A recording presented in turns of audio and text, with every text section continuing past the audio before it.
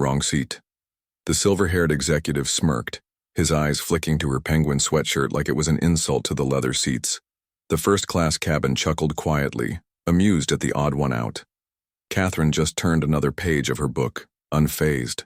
What none of them knew was simple. She wasn't out of place. She belonged here more than any of them. After all, the woman in the sweatshirt owned the very airline carrying them through the sky.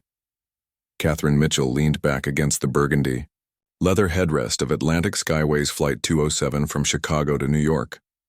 At 40, her auburn hair framed a face that carried quiet elegance without needing a touch of makeup. She wore her favorite outfit, comfy jeans, flats, and a gray sweatshirt, dotted with penguins. She preferred comfort over display. In her lap sat Pride and Prejudice, a ritual on every flight. Jane Austen was her armor against her lifelong fear of flying, something even her husband Robert, Atlantic Skyways CEO, never truly understood. She had boarded early, as always. No fuss, no introductions. The flight attendant, Melissa, recognized her instantly, she always did, but greeted her with the same gentle discretion Catherine had asked for years ago. Just treat me like any other passenger. Soon the cabin filled with the usual suspects, polished executives, sharp-dressed lawyers, and Wall Street regulars who treated this route like their personal shuttle. Their conversations were the same, too. Stocks, mergers, summer homes in the Hamptons. Catherine smiled faintly and sank deeper into her book. Then came the interruption. "Excuse me." A deep voice cut through. Catherine looked up at a silver-haired man in an expensive suit, his watch gleaming under the cabin lights. "I believe you're in my seat." Catherine blinked, pulled her boarding pass from her pocket, and held it out. 13A. He checked, his lips curling into the faintest frown. "My mistake. 13B. I'm beside you." His tone carried no apology, and his eyes lingered on her sweatshirt with thinly veiled disdain. He settled into his seat stiffly, as though her casual clothes might crease his expensive fabric. "Walter Kingsley, Kingsley Financial," he said, extending a manicured hand. "Catherine," she answered simply, shaking his hand without elaboration. "No last name?" he asked, almost amused. She only smiled and turned back to her book. Walter smirked. "First time in first class?"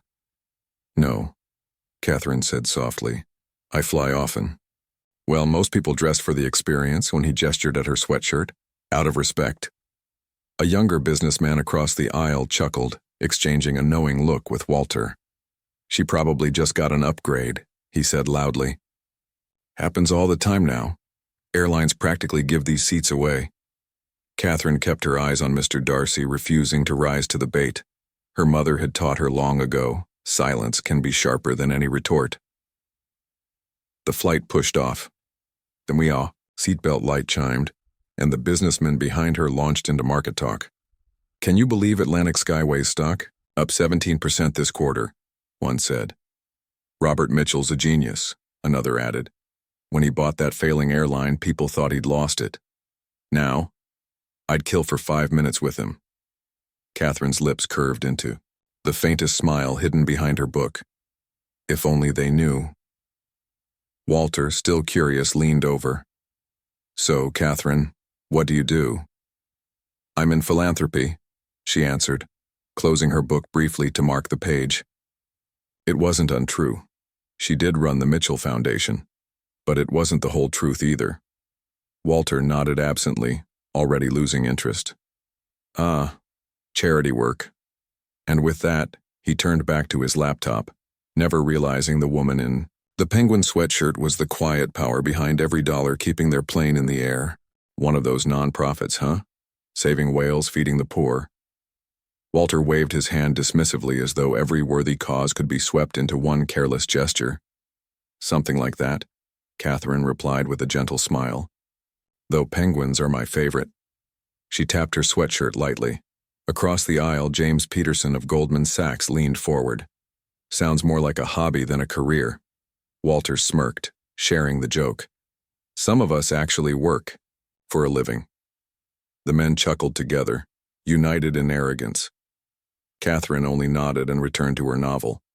After 15 years with Robert, she knew men like this.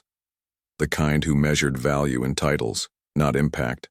They would never understand the joy she found in managing the Mitchell Foundation's $300 million endowment, channeling funds into causes that truly changed lives. The flight attendants began service, their movements polished and efficient. Melissa approached with her usual professional grace. "Would you prefer the salmon or the steak, ma'am?" "The salmon, please," Catherine said softly. "And for you, sir?" "Steak, medium rare, Anna McAllen 18, neat. Nothing less," Walter demanded, his tone shifting to entitled authority. Melissa's smile never faltered. "Of course, sir." As she moved on, Walter leaned toward James with a conspiratorial grin. "That's how you handle staff. They need to know who's in charge." James nodded. "Exactly. First class is a statement. If you can't afford the lifestyle, economy's where you belong." Catherine sipped her water, her eyes steady on the page. She'd encountered countless Walter Kingsleys, men who measured their worth by how well they could dominate a conversation or a flight attendant. "Excuse me," came a sharp voice from behind. A woman, polished and authoritative, leaned forward. "Some of us are trying to work. Could you lower your voices?" Walter turned, ready with a cutting remark, then froze. "Diana Winters, senior partner at Capital." "Diana." "Of course." He extended his hand with sudden warmth. "Walter Kingsley. We met during the Henderson merger." "Yes," Diana said coolly. "I remember." Her eyes slid to Catherine, taking in the sweatshirt, the quiet presence, and then widened slightly with recognition. Catherine gave the faintest shake of her head. Diana paused, then smiled knowingly. "Never mind," she said smoothly, leaning back in her seat. Walter blinked between them, suspicion flickering. "You two know each other?" "Not exactly," Catherine replied, her voice calm as she returned to her book. Dinner service continued. Walter made a spectacle of sending back his steak, complaining loudly while James and the others nodded approvingly. Catherine ate her salmon quietly, unbothered. "So tell me, Catherine," Walter pressed, cutting into his second steak. "How does someone in philanthropy afford first class? Husband? Boyfriend? Or just lucky with an upgrade?" Before she could answer, the plane jolted, rattling through a patch of turbulence. "Ladies and gentlemen, this is Captain Reynolds. We're experiencing some light turbulence. Please fasten your seatbelts." Catherine set her book aside and gripped the armrests, her knuckles white. This was the part she hated most, suspended 35,000 feet in the air at the mercy of wind and weather. "Nervous flyer?" Walter asked, amusement curling in his voice. "A little," she admitted. "Should have saved your money then." "Economy. Shakes just the same, cheaper too." Behind him, Diana let out a sharp, disapproving sigh. Catherine ignored them, focusing on her breathing techniques. The plane soon leveled out, smooth once again. Melissa approached with quiet concern. "Can I get you something, ma'am?" "Chamomile tea, please." "Right away." Moments later, she returned with a steaming cup. "Thank you, Melissa," Catherine said warmly. Walter raised an eyebrow. "First name basis with the crew? You must fly this route often." Catherine simply smiled and sipped her tea. Her thoughts drifted to Robert. He'd be waiting at JFK. Despite her insistence, she could just grab a cab. The CEO's wife in a cab? Bad for business, he always teased. The turbulence passed, leaving clear skies. Walter, meanwhile, was already deep in conversation with James and a younger man named Trevor. The Mitchell acquisition of Atlantic Skyways was pure genius, Trevor gushed. From near bankruptcy to luxury leader in just 5 years. Overrated, Walter scoffed. Mitchell got lucky. Timing, market shifts. Anyone with his inheritance could have done it. Catherine's fingers tightened slightly on her book. Robert had worked 18-hour days, pouring everything into reviving the airline. Luck had nothing to do with it. "I'm not so sure," James countered. "He personally answers customer emails. Who does that at his level?" "PR stunt," Walter dismissed. Probably some assistant handling it all. Catherine hid a smile, remembering the 2 hours Robert devoted each night to answering passengers himself. He said it was his favorite part of the day. Then Trevor leaned closer, lowering his voice, though not enough. Forget him, I'd give anything to meet his wife. Catherine Mitchell, former model, runs their foundation, billions now. Married the golden ticket. Walter chuckled. Smart woman. Actually, James corrected, she had her own money, built a clothing business, sold it for millions before they met. Catherine's eyes stayed fixed on her page, though she'd stopped reading.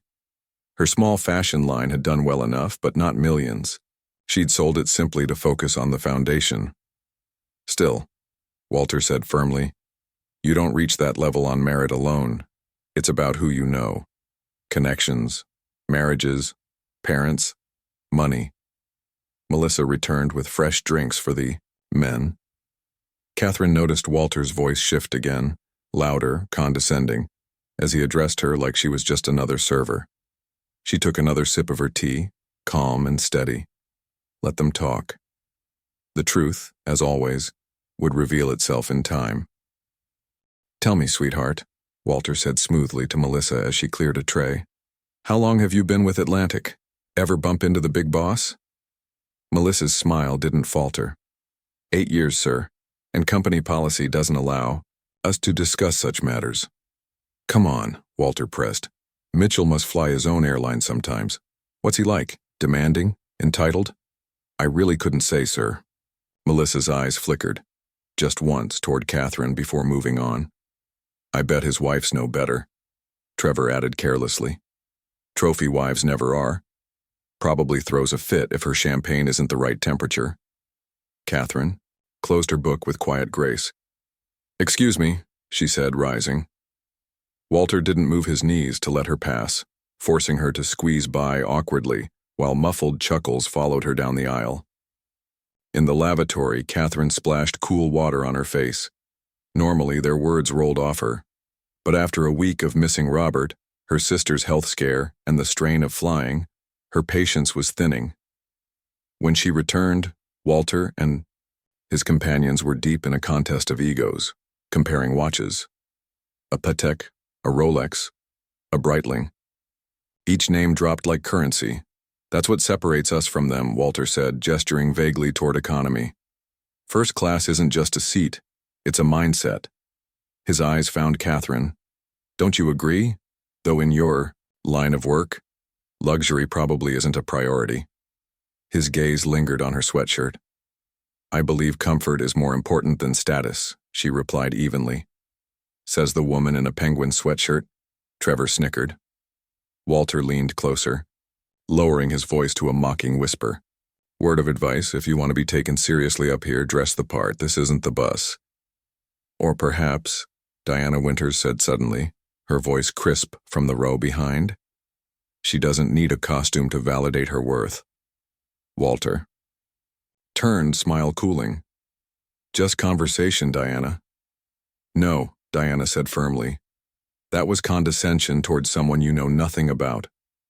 Catherine glanced back, offering Diana a grateful smile. The older woman nodded once, then returned to her work. Before Walter could respond, the intercom crackled. Ladies and gentlemen, this is Captain Reynolds. We're beginning our initial descent into New York. We've been advised of a short delay, so we'll be in a holding pattern for approximately 20 minutes. Catherine instinctively reached for her phone. Minor delay. Don't wait if you need to get back to the office, she texted. His reply came almost instantly. Nothing more important than picking up my wife. See you soon, love. Her lips curved into a soft smile. For 20 more minutes she would endure the arrogance around her, but none of it mattered. In the end, she had what truly counted. Below, New York sprawled in miniature, skyscrapers glittering in the afternoon sun. They really need to fix these delays, Walter grumbled, checking his Patek for the third time. Time is money, and Mitchell is wasting both. I'm sure Robert Mitchell isn't responsible for JFK's air traffic, Catherine said quietly. Walter raised a brow. First name basis with the CEO? What are you, a stalker fan? Trevor and James chuckled. I've met him, Catherine replied simply, returning to her book. Right, Walter scoffed. And I've had tea with the Queen. Diana's voice cut in again. Gentlemen, your conversation is not only unprofessional, it's embarrassingly uninformed. Walter twisted in his seat. What's your problem, Diana? Defending the help? The help? Diana repeated, her voice dangerously calm. Is that how you see anyone who doesn't fit your narrow view of success? Before the tension could rise further, Melissa returned, smile professional though her eyes betrayed fatigue. We'll be landing shortly. Mr. Kingsley, a message from the ground staff. She handed him a folded slip of paper. Walter opened it, scanning the words. His face shifted instantly from irritation to triumph. Robert Mitchell wants to meet me at the terminal, he announced, his voice swelling with pride. Me? Catherine blinked, caught off guard. Robert hadn't mentioned meeting passengers. Yes, ma'am, Melissa said smoothly. Mr. Mitchell has requested to greet several guests upon arrival. Walter straightened, his arrogance swelling. He turned to James and Trevor, voice smug with self-importance. Gentlemen, this is how opportunity happens. The right presence, the right impression. Mitchell must have recognized my name, my reputation. How? James demanded, envy sharpening his tone. We've just been sitting here. Walter tapped his temple knowingly. Visibility, influence. Men like Mitchell spot talent a mile away. Catherine pressed her lips together, stifling a laugh. Their eagerness was almost boyish, adjusting ties, smoothing jackets, bracing for greatness as the plane descended. Catherine's hands gripped the armrests. The familiar knot of anxiety rose in her chest. Flying had never sat easily with her, ironic given her husband's empire. Walter noticed her pale knuckles. Really? It's just landing, he scoffed. Some people have fears, Walter, Diana interjected coolly. Just as some people lack manners, both, it seems, are hard to come by. Walter bristled, but said nothing as the wheels touched down smoothly. The announcement came. Welcome to John F. Kennedy International Airport. Local time 4:15 p.m., 72 degrees. Relief washed through Catherine. Safe again. The seatbelt light clicked off. Chaos erupted. Walter and his companions snatched up their bags, buzzing with anticipation. Can't keep Mitchell waiting, Walter muttered, straightening his tie. Of course, Catherine said softly, taking her time. Robert would wait. He always did. The cabin door opened with a hiss. First-class passengers surged forward. Catherine lingered, letting Walter and his little entourage scurry ahead. At the jet bridge, Melissa touched her arm gently. Mrs. Mitchell, your husband is waiting in the VIP lounge. He asked me to escort you. Thank you, Melissa, Catherine replied, eyes twinkling. But I think I'll take the regular way today. I believe some gentlemen are about to learn a very important lesson. Melissa's professional mask cracked. Her lips curved into a genuine smile. I believe so, ma'am. Catherine strolled into the terminal at her own pace, ensuring she stayed within sight of Walter's group. There they were, hovering near the exit, posturing, adjusting their suits, scanning eagerly. And then she saw him. Robert. Her husband of 15 years stood tall in a simple navy suit, no tie, his silver-streaked hair slightly tousled. At 45, he still stole her breath. His eyes scanned the crowd, searching until they found her. His entire face lit up with a smile that warmed her soul. She walked straight to him. His arms enveloped her, grounding her instantly. Hello, love, he murmured. How was your flight? Enlightening, she replied, turning her head just enough to catch Walter's face. The transformation was exquisite. Confusion, realization, shock, his smug certainty collapsing as he pieced it together. The sweatshirt, the first-name familiarity, the unshakable calm. Robert kept one arm around her waist as he looked to the stunned executives. Gentlemen, he said warmly, steel glinting under the civility. I hear you've had the pleasure of my wife's company this afternoon. Walter's face drained of color. His mouth opened, closed, opened again. Trevor and James were frozen. Statues of disbelief. Your wife? Walter whispered. Catherine Mitchell, Robert confirmed evenly. My wife. For 15 years. The weight of every insult, every mocking remark, every careless laugh seemed to echo in the silence that followed. Mrs. Mitchell, Trevor stammered. We had no idea. Your sweatshirt. My favorite, Catherine said serenely. A gift from my husband. Her hand brushed over the embroidered penguins. Comfort before pretense every time. Diana Winters approached, hand extended. Diana Winters, Frost Capital. Robert, your wife handled herself with remarkable grace today. You should be proud. I always am. Robert replied warmly, shaking her hand. How's Edward? Recovering. Well, thank you for the flowers. Walter scrambled, desperate to recover. He thrust out his hand. Walter Kingsley, sir. Kingsley Financial. An honor. Your wife and I had a fascinating discussion about first-class standards. Robert's brow arched. He didn't take the hand. Yes, she mentioned a few highlights. He glanced at his watch, then tightened his arm around Catherine. Gentlemen, if you'll excuse us, a car is waiting for my wife. Of course, James said quickly, tugging Walter back. Catherine gave them a final, serene smile. Thank you for the entertainment, gentlemen. And with that, she walked away at Robert's side, leaving 3 men rooted in humiliation. Catherine slipped her arm through Robert's, ready to leave, but after a few steps she paused. Mr. Kingsley, she called softly. Walter's head jerked up, hope flickering in his eyes. Maybe a chance at redemption. Your watch is beautiful, Catherine said gently. But it's running 3 minutes fast. She tapped her own simple silver watch with a faint smile. You might want to have it adjusted. Without waiting for a reply, she turned with Robert and walked away, leaving Walter frozen in place. Diana Winters' amused smile was the last thing he saw before Catherine disappeared into the terminal. You heard everything? Catherine asked quietly as they moved through the crowd. Enough, Robert replied, his jaw tightening.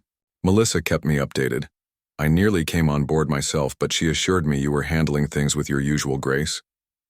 I almost lost it when he called you overrated, Catherine admitted, squeezing his arm. Robert chuckled. Only almost? That restraint is exactly why I adore you. He glanced at her sweatshirt.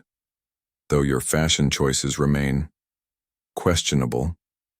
Catherine laughed, tension finally melting away. Says the man who bought me this masterpiece. And yet you wear it more than anything else, Robert teased.